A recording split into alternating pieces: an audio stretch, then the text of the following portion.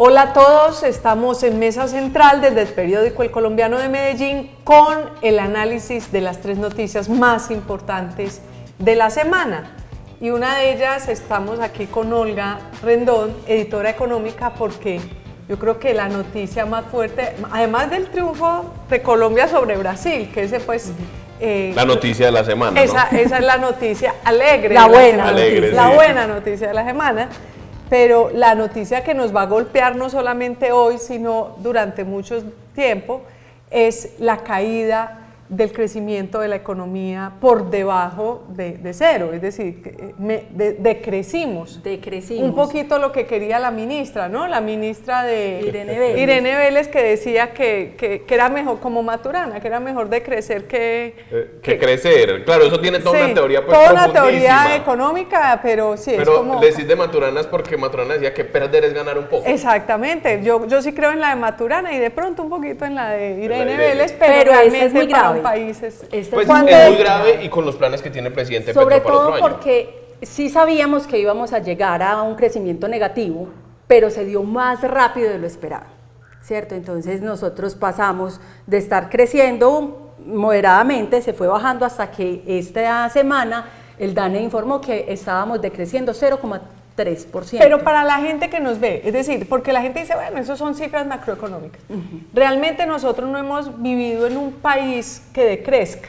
No, solamente hemos tenido 2 momentos, la pandemia, pues que bajó mucho, pero todo el mundo lo comprendía porque todo el aparato productivo se frenó, y una crisis fuerte que tuvimos como en los 90s. Sí, la economía colombiana ha sido una economía muy estable.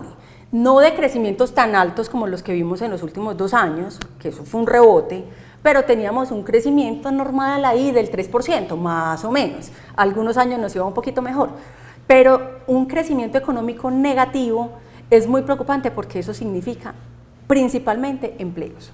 Claro, que se acaba, que claro. Se produce menos, se necesitan menos personas para producir. Y los sectores más afectados son los sectores que más empleo genera. Vivienda. Construcción de vivienda, sí. Industria y comercio. Pues es que los datos, y ya se ve reflejado mucho en los datos que hemos publicado, la gente no está, por ejemplo los carros, la gente ya no los está comprando. Dirán los del decrecimiento, pues sí, qué bueno que no lleguen tantos carros contaminantes, es verdad. Las casas cayeron esta semana, también dimos la noticia de 48% se está viendo afectada la vivienta en Antioquia. Es que el interés está altísimo y está caro comprar nuevo y comprar usado. Entonces lo que pasa es que para la gente, el tener un crecimiento negativo es que no vamos a tener estas bonanzas que vivíamos como en que caminábamos como hacia unas sociedades que tenían una cantidad de beneficios y de garantías porque la economía funciona bien. No sabemos si esto va a ser permanente, esa es la gran pregunta. ¿Este negativo se mantendrá? Porque se hablaba de desaceleración.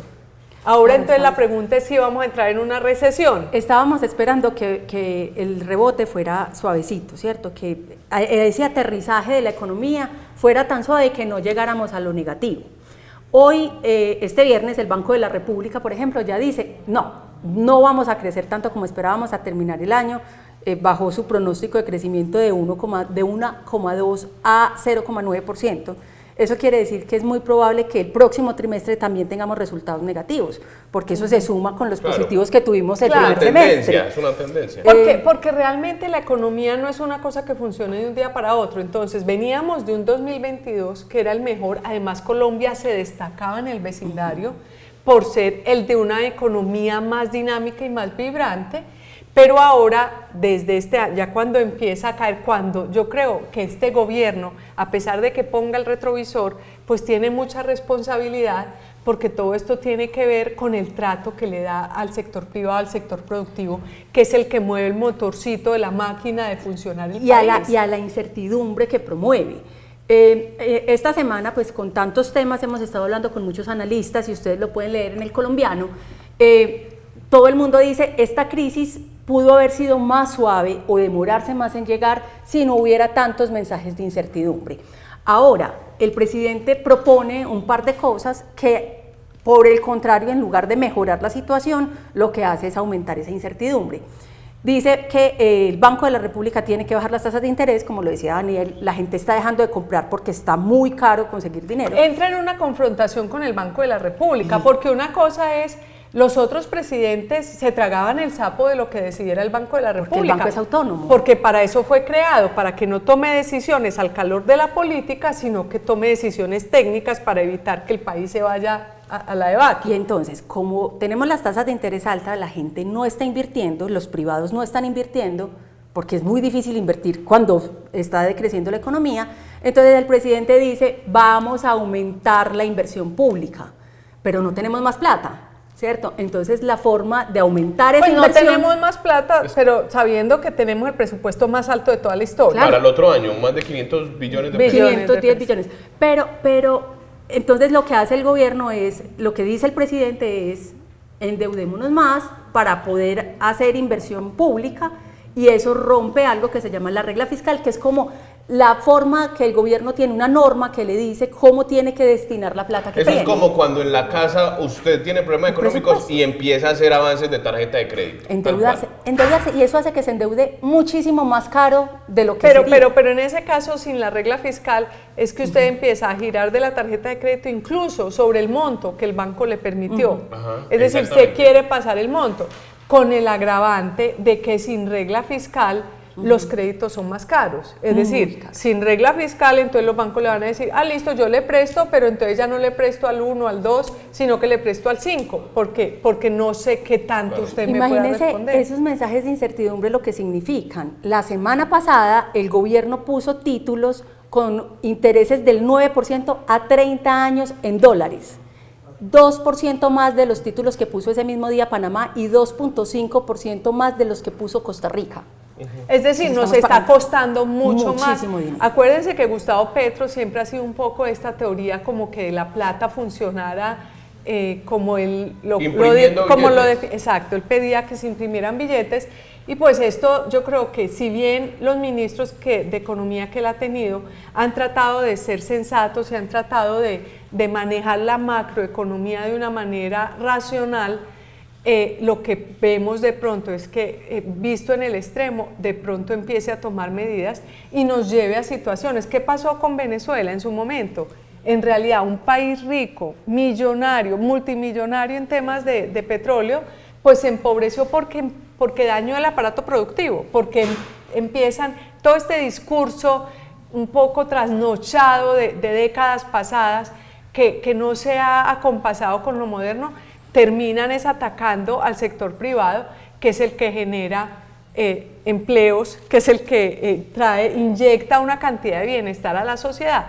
Y de pronto Gustavo Petro, entre la calma de sus ministros, pero los discursos altisonantes de él o de algunos de sus ministros muy ideologizados que quieren acabar con la producción en sectores tan importantes como los hidrocarburos, pues nos está poniendo en una situación económica complicada. Y se viene otra dificultad, porque la Corte Constitucional le ha tumbado la semana estuvo muy mala para el presidente. Le ha tumbado 2 de las normas incluidas en la reforma tributaria. La última tiene que ver con el sector minero, que no puede deducir las regalías de su impuesto de renta, y eso van a ser 5 billones de pesos, 4, 5 billones de pesos al año, que no puede recaudar el gobierno. Y él mismo trinó en X, Twitter antes, diciendo, bueno, entonces va a tocar apretarnos la correa, señores, es culpa de ustedes y el Estado tiene que comprimirse. Y a todos los poderes públicos. No, pero no lo dijo así, lo que pasa es que lo dijo mal, lo dijo con maldad, porque dijo, vamos a disminuirle entonces el presupuesto a las ramas del poder público, como queriendo decirle a la Corte, como usted no me aprobó, entonces yo le voy a rebajar el presupuesto. Realmente es una mentalidad, no es de un estadista, pero es una mentalidad de un revanchista, de como si la Corte estuviera haciendo algo en contra de él, cuando la Corte lo que está haciendo es vigilando que se cumpla la Constitución. Y la norma iba, según lo que dijo la Corte, la norma iba en contra de la Constitución. Y entonces, la Constitución es la que bueno, rige el país. Ha sido una muy mala semana para el presidente Gustavo Petro, para el país, en materia económica. No sabemos cómo se va a levantar. Los especialistas dicen que sería muy fácil solo que para que el gobierno y el presidente en particular cambie su manera de pensar, hemos visto en otras cosas, es muy difícil. El país tiene todo para que funcione mejor su economía, pero si no cambia él el chip de cómo trata el sector económico, probablemente esto va a seguir siendo una bola de nieve que nos lleve a otro lado. Seguimos con nuestro próximo tema.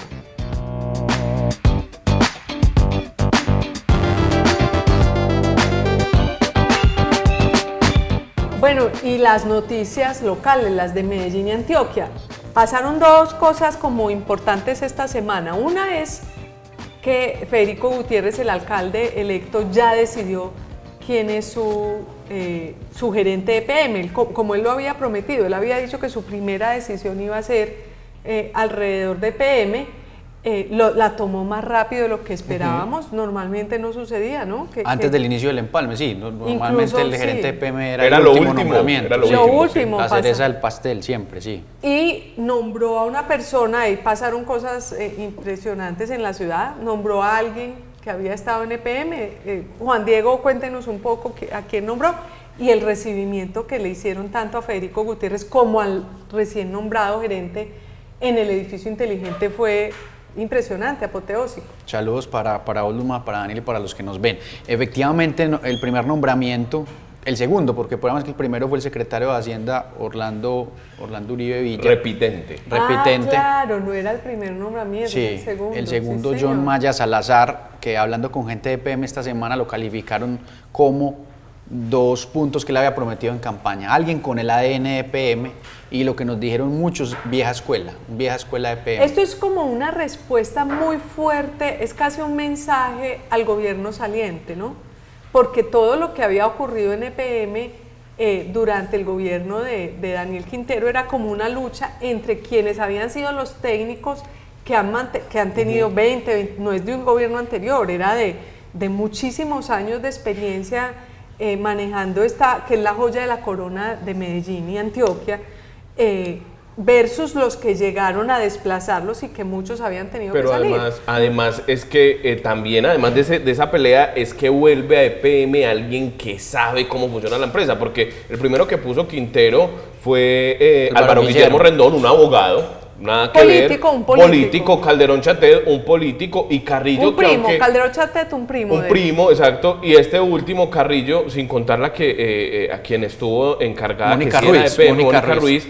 Y este último, Carrillo, un tipo que se mueve en Bogotá, que conoce algo de la regulación, pero que no conoce EPM. Con mucha cosa de irregularidad encima. Exactamente. Pues, con mucho y por otro lado, difícil. Yo creo que Federico Gutiérrez también se la jugó por un técnico, porque también en su alcaldía le decían mucho que Jorge Londoño era un encuestador, y él dijo, yo no quiero más esto, a poner a alguien que sabe cómo funciona. Bueno, por supuesto, precisamente por eso salió como la bodega y los alfiles de Daniel Quintero a decir que tenía algún tipo de investigación, pero ¿qué es esa? ¿Qué tiene John Maya? Sí, pues digamos que en la doble instancia del proceso fiscal por el detrimento de Nidro Ituango aparecían un montón de personas naturales. La investigación de la Contraloría.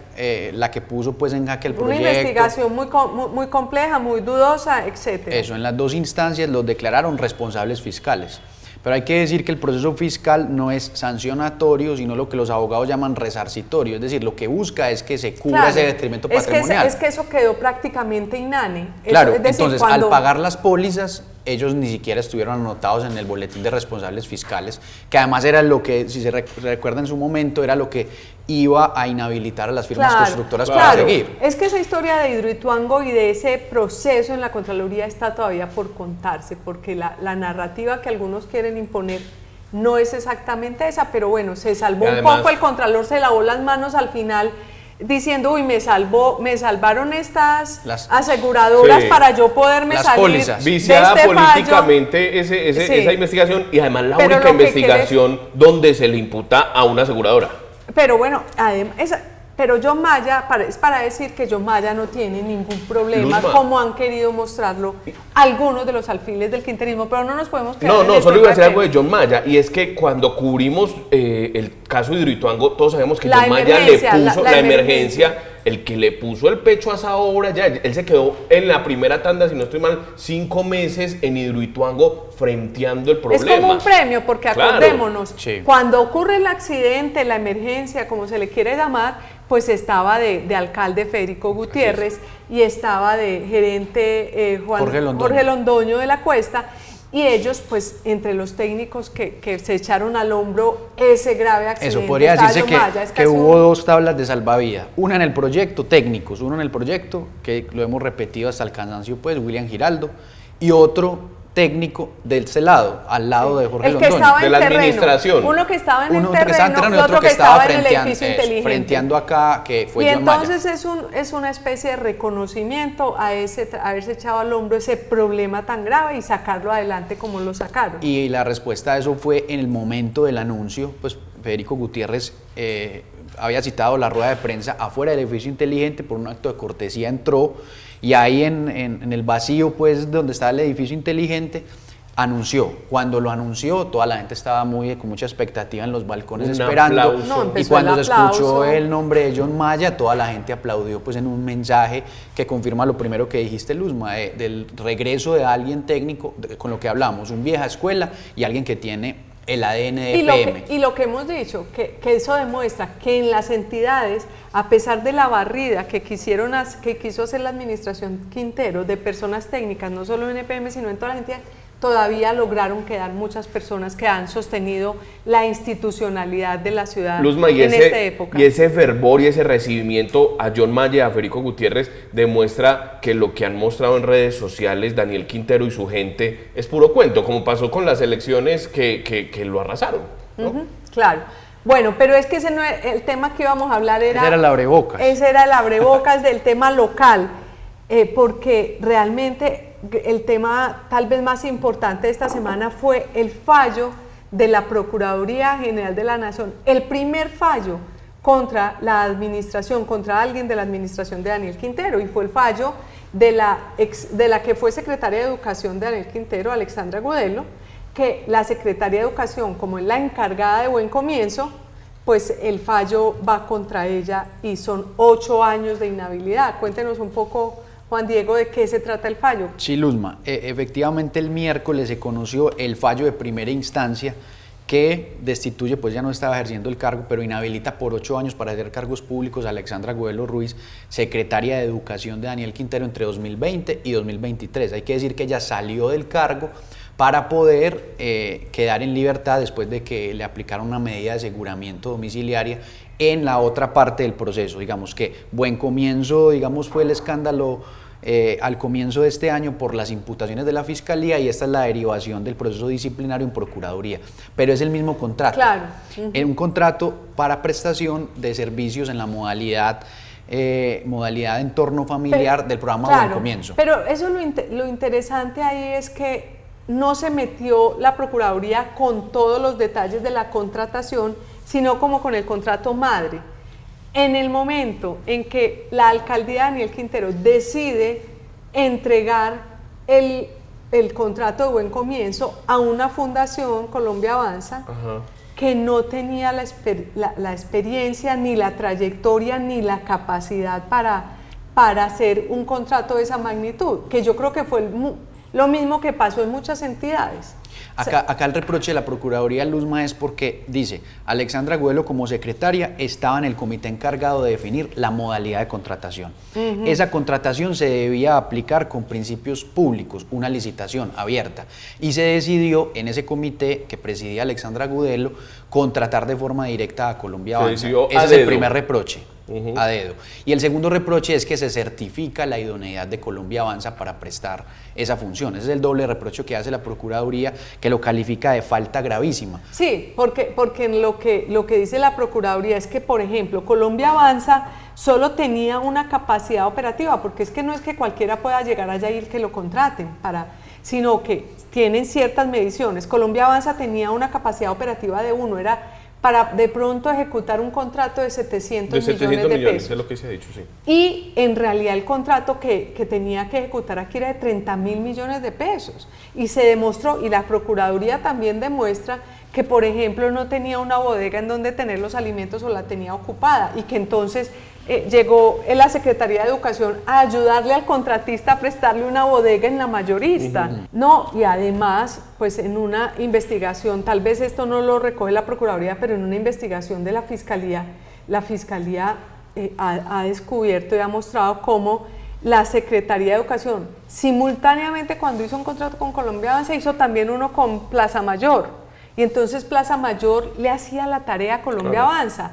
Y los funcionarios del INDE repartían la comida que debería hacer Colombia Avanza. Es decir, Colombia Avanza fue como una especie de fachada. No podían ejecutar el contrato. Es decir, porque lo que dice la Procuraduría como si hubiera sido un administrador del lo contrato. Formal del contrato, pero si uno cruza lo de la Procuraduría con lo de la Fiscalía, encuentra que Colombia Avanza parecía más bien una fundación de fachada para quedarse con la plata, porque lo que hacían era utilizar bodegas de la administración, utilizar personal de la administración y no tener las exigencias debidas. Eso sí aparecía en las audiencias preliminares del proceso penal, y era eso, como con otro montón de contratos la Secretaría tuvo que apalancar la ejecución del contrato con Colombia Avanza. Claro, porque es que entonces lo que uno ve es que la Procuraduría tal vez quiso enfocarse en un solo punto, pero ese es solamente un puntico de todo el desastre que hubo en Colombia Avanza. Y además esto demuestra en el buen comienzo, el modus operandi de la alcaldía, que la Fiscalía está también investigando, y es que Colombia Avanza, el representante legal es Henry Paulison Gómez, que era concejal en Bello, sobrino de otra exconcejal, Gloria Elena Montoya. Ambos han crecido de la mano de los Suárez Mira. Él ha sido un operativo de Suárez Mira, trabajó con Luis Pérez representando la Casa Suárez Mira, y en esta administración Daniel Quintero lograron 158 contratos más o menos, tanto con la alcaldía de Medellín como con el área metropolitana, por más de 120.000 millones de pesos. Claro, es como lo que hemos venido diciendo en otros momentos. Como lo dijimos en Metroparques, pareciera que entonces buen comienzo se lo hubieran dado un poco a la Casa Mira o Suárez Mira o a Luis Pérez. Y entonces lo que hacen es buscar cómo quedarse con la plata de los contratos, ejecutándolos por debajo de las metas y utilizando los recursos públicos. Realmente muy, muy deplorable, porque este es un programa que lo que busca es que los niños que tienen dificultades de alimentación, porque son más vulnerables, porque están en una situación económica más difícil, puedan tener las mismas oportunidades que los niños que sí tienen buena educación. Los niños y las madres, que eso los es muy niños y bonito. las madres, es decir, sí. Toda una administración que se decía ayudar a los más necesitados, lo contrario, le estaba robando la plata precisamente a los niños más pobres.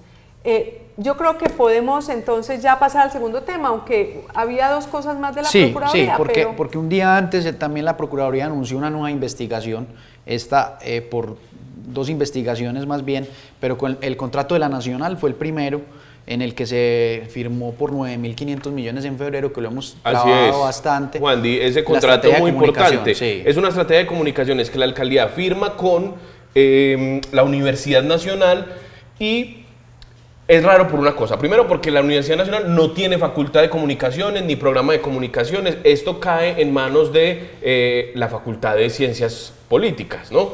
Ahí se firma el contrato, cae en manos de un profesor, y este profesor tenía varias gente que fueron estudiantes de él trabajando con la alcaldía, los puso a trabajar acá, y recuerden que una noche en redes sociales se filtró una de las carpetas de apoyo y de ayuda del Drive, donde mostraban cuáles eran los avances de ese contrato. Y en los avances de ese contrato se veía muy bien cómo estaban presentando como avance piezas publicitarias de Independientes, que es el partido es que en general esa es la primera investigación que se abre. Ahí está investigado. Pero es que es una investigación muy importante. Juan José Aux y Mónica Orrego, que es la actual secretaria de Comunicaciones. Y la otra es el contrato de Telemedellín. De Telemedellín, del cual más o menos hemos hablado, pues que tiene que ver con que se le daba una pauta publicitaria a unos medios realmente inexistentes, no se sabe con qué propósito.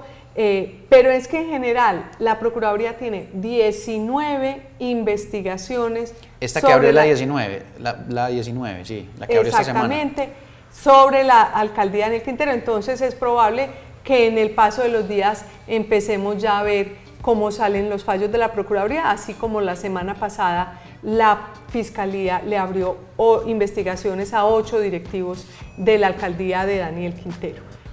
Pasamos entonces a nuestro próximo tema.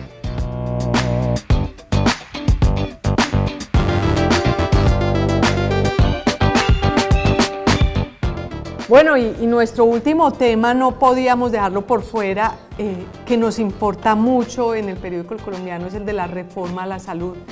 En realidad llevamos hablando un año, pues todo el gobierno del presidente Gustavo Petro hablando de la reforma a la salud y en realidad lo que ha avanzado es muy poco y esta semana, pero bueno, lo realmente importante es que pensábamos que esta semana ya iba a salir de la Cámara de Representantes por lo menos aprobado un articulado, ¿no?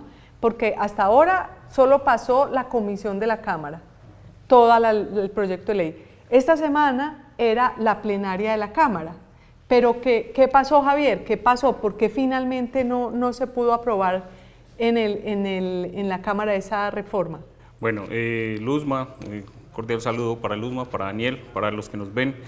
¿Qué pasó? Hubo como varios puntos a que llevó a que se frenara como que aprobaran precisamente el articulado propuesto en la reforma a la salud.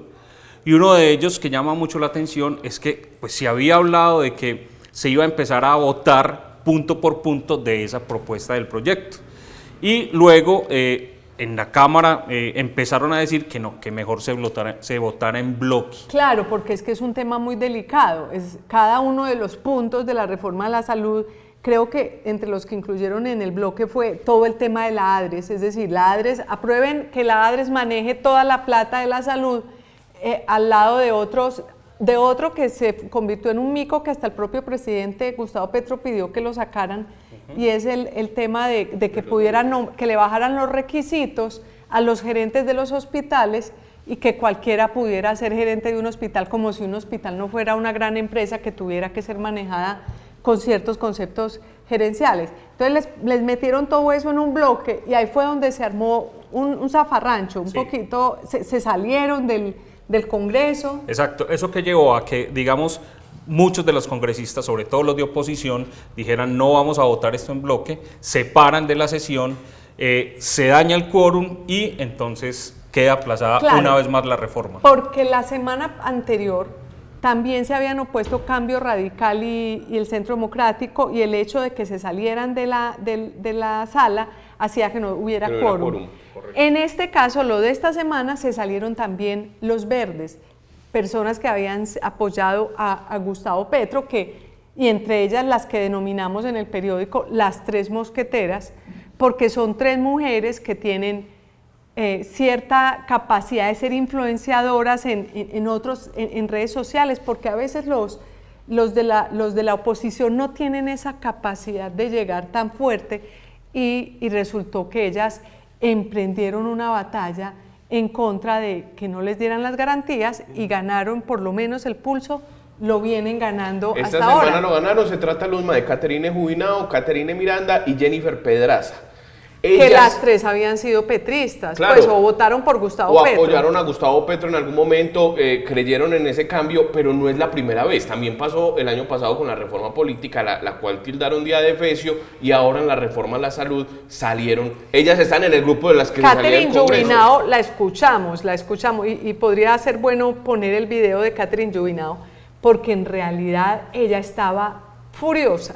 Estoy ya cansada de que ustedes nos traten a quienes hemos sido críticos de la reforma como saboteadores. A nosotros no nos reciben argumentos, a nosotros no nos hablan proposiciones, pero vayan los politiqueros a meterles a ustedes una proposición pro corrupción y esa sí la avalan enseguida. Y estoy cansada de que ante cualquier crítica ustedes me vengan a decir de malas, Jubinao, es un acuerdo con el Partido Liberal y el Partido de la U. ¿Por qué? ¿Por qué? ¿Acaso los demás partidos aquí no tenemos voz y no tenemos voto? ¿Cómo es posible que una reforma que ustedes dicen que es para atajar la corrupción esté avalando en este momento una proposición que ahora no es de nadie? Porque ya el Partido Liberal los desautorizó, no es del Partido Liberal. Yo quisiera que me certificaran de quién es esa proposición. Eso sí lo avalan. Claro, entonces ahí hay dos cosas. Una cosa que le recalco a más, y además que pasó en medio de la plenaria, fue la aparición, Luzma, de algunos ministros. Entre ellos, el ministro Mauricio Liscano, ministro de las TIC, que apareció, él era de la U, un congresista. Él ha sido de la U, él ahora tiene su propio partido, sí, su propio pero él ha sido de la U. Pues fue presidente del Senado en condición de partícipe de la U. Claro, y el hombre sabe muy bien manejar el Senado, conoce quiénes son los afines, está haciendo el Roy Barreras, no le da para hacer el Roy Barreras, pero llegaba allá y lo que se denunció, que incluso lo dijo Pedraza, era que él se sentaba con cierto congresista y ese congresista del partido de la U volteaba su posición. Y así iba. Entonces, ¿cuáles eran las prebendas que estaba ofreciendo? Esa mermelada sabor TIC que estaba repartiendo, ¿de qué se trataba? Él alega que en realidad los de la U no cambiaron su voto, que los de la U votaron a favor de la reforma en la comisión y también en plenaria, pero eso realmente se cae de su peso porque todo el país vio como Dilian Francisco, sí. Hoy gobernadora electa del Valle, y que en su momento era la jefe del partido de la U, se opuso radicalmente a la reforma con César Gaviria. Es que eso fue público, que ahora él venga a decir que es que los de la U votan porque él los convenció, cuando además los congresistas, lo que dicen los congresistas es que él normalmente no está en el debate, sino que en el momento en que van a votar, de pronto él aparece y conversa con uno, conversa con otro, y la votación del partido de la U se da. Entonces, esa oposición del partido de la Liberal y del partido de la U, que parecía tan férrea, pues la están doblegando, yo creo que un poco con mermelada. Y como no les ha sido suficiente, porque la oposición no está con ellos, ni este grupo de verdes de centro tampoco está con ellos, entonces ahora la propuesta es tomarse un tinto con el expresidente Álvaro Uribe la próxima semana. ¿Cuándo es? Ese tinto se lo tomarían el miércoles. Incluso pues el expresidente Uribe, acaba de mencionarlo, se reunirán el miércoles con el presidente Petro.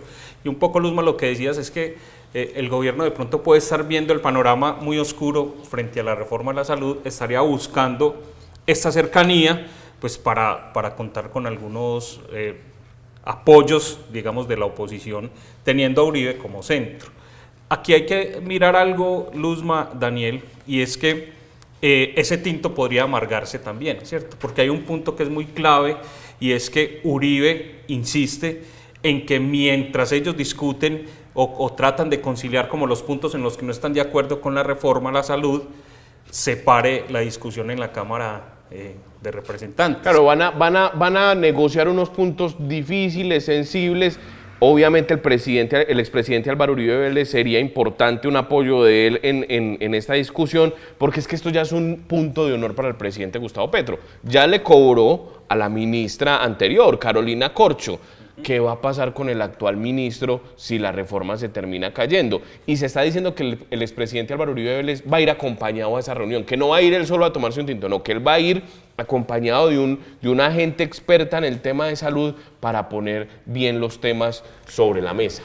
Pero sí, vamos a ver qué logran, vamos a ver si el tinto logra que pase en una reforma, porque yo no creo ni que Uribe vaya a ceder sobre ciertos puntos de la reforma, ni que Petro, que ha demostrado que no da reversa para nada, pues también. Entonces vamos a ver si simplemente es un tinto y un saludo, pero en el fondo lo problemático, y lo decíamos en un editorial el domingo en el periódico, es que la salud se está destruyendo un poco, el sistema de salud, por la incertidumbre que se crea con esta reforma, y ya lo hemos visto, que ya no hay medicamentos, que hay algunas EPS que ya no tienen suficientes recursos, porque en el fondo el problema de la salud es que los recursos no son suficientes para atender todo lo que les están obligando a atender.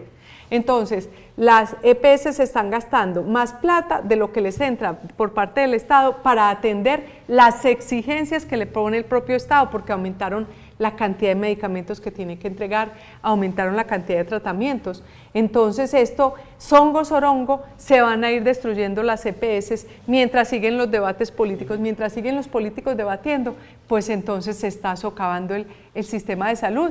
Y Gustavo Petro, durante su administración en la alcaldía de Bogotá, en realidad tal vez su peor desempeño fue en el tema de la salud, los hospitales quedaron en muy malas condiciones, la gente tenía que hacer filas para ir a recoger los medicamentos desde las 4 de la mañana, la EPS del distrito tuvo un déficit, le creció un déficit casi a 600.000 millones de pesos y en realidad los estudios que se han hecho muestran que la gran debacle de Gustavo Petro en la alcaldía de Bogotá fue la salud y lamentablemente al paso que va podría convertir ese mismo tema en la gran debacle en su presidencia. Luzma, dos cosas para sintetizar lo que estás diciendo.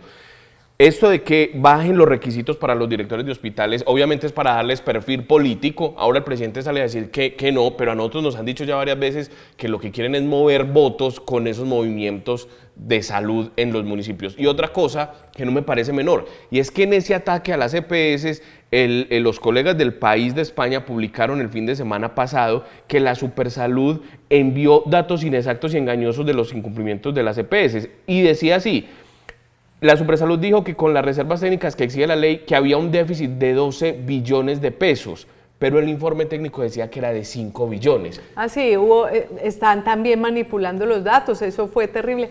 Y la superintendencia, bueno, en fin, ese es otro capítulo, esa es otra historia bastante profunda y larga, muy complicado, pues es que ese superintendente de salud, fíjese que usted que está sancionado porque cuando fue gerente de un hospital en Barranquilla, pues tuvo problemas de contratación, es decir, está la salud de parte de la superintendencia, que es el que controla, en manos de alguien que pues no ha demostrado tener una muy buena conducta. Entonces, pues ojalá podamos, con todas estas personas desde el Congreso, desde la Corte, porque otra de las cosas es que es altamente probable que esa reforma a la salud no pase el examen de la Corte. Porque ya hay muchos vicios. Y entonces lo que pareciera ser es que todo esto lo que sirve es para destruir el sistema que hoy funciona, porque finalmente reforma, así la aprueben, no pasaría el examen de la Corte. Todo muy lamentable, pero bueno, este es nuestro resumen de noticias de la semana. Los 3 temas, casi 4, casi 5 fue los que tocamos hoy, pero esperamos que les haya gustado, que hayan aprendido y nos veamos en la próxima semana. Que tengan un excelente día, les deseamos desde el periódico El Colombiano, desde su programa Mesa Central.